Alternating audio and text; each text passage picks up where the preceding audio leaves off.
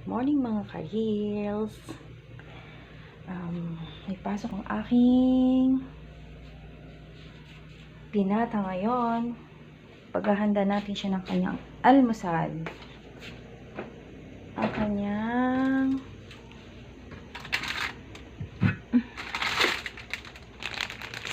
padang daing. At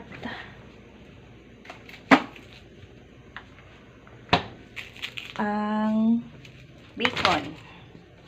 Pagluluto natin siya ng kanyang almusal dahil papasok siya sa school.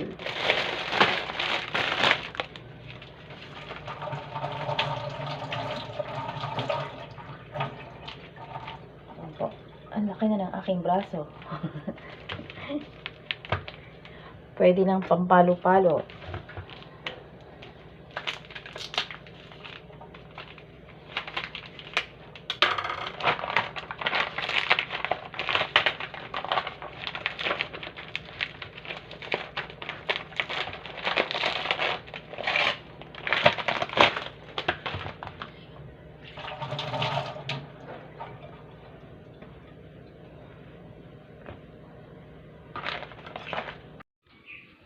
Ayan.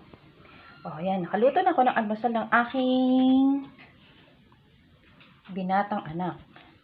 Papasok na sa kanyang school. Kasi, malayo pa po yung kanyang school. Sa Malolos pa po.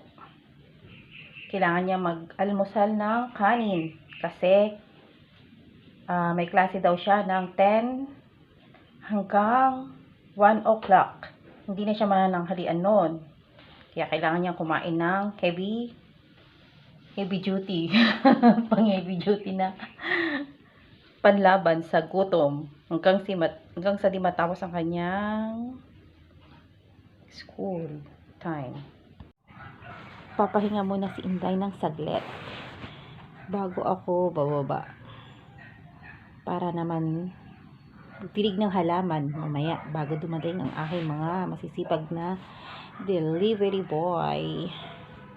O di po pa pagod maging nanay. Ay, bukod sa nanay ka na, katulong ka pa, diba? Pero okay lang po kasi kapag sisibihan natin ang ating mga anak, yan po yung obligasyon ng bilang isang magulang.